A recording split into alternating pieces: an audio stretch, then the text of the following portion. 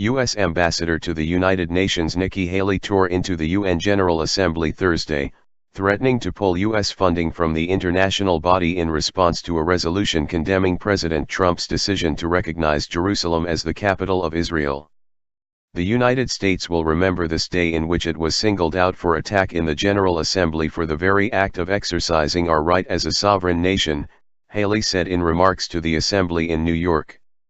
We will remember it when we are called upon to once again make the world's largest contribution to the United Nations, and we will remember it when so many countries come calling on us, as they so often do, to pay even more and to use our influence for their benefit, she warned.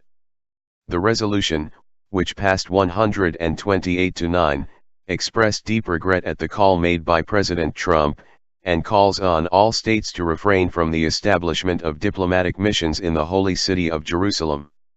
It was sponsored by Turkey and Yemen and comes after the U.S. vetoed a similar resolution at the Security Council.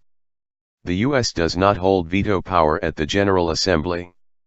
Haley's remarks were her toughest to date in her career as ambassador, where she has consistently grilled various UN officials over the body's anti-Israel and anti-American bias. She has repeatedly noted the enormous U.S. contributions to the UN and has demanded better value for money from the bloated bureaucracy.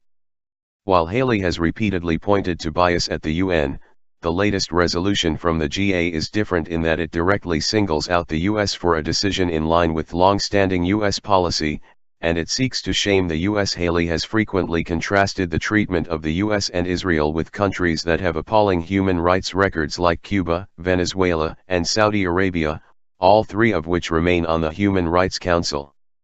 The Trump administration has shown a willingness to back up its tough talk with action.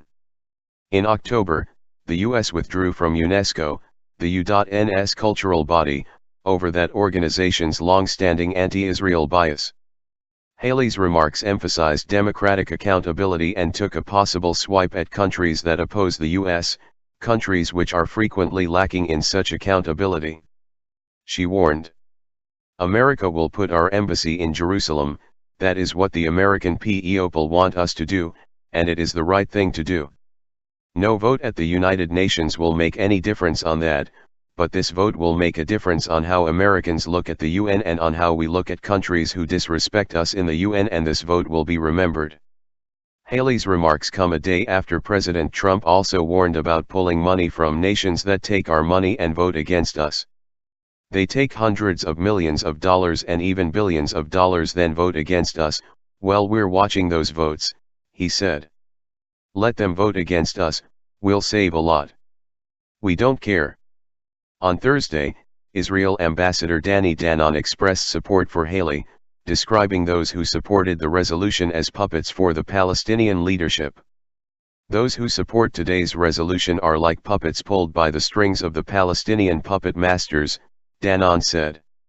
You are like marionettes forced to dance while the Palestinian leadership looks on with glee.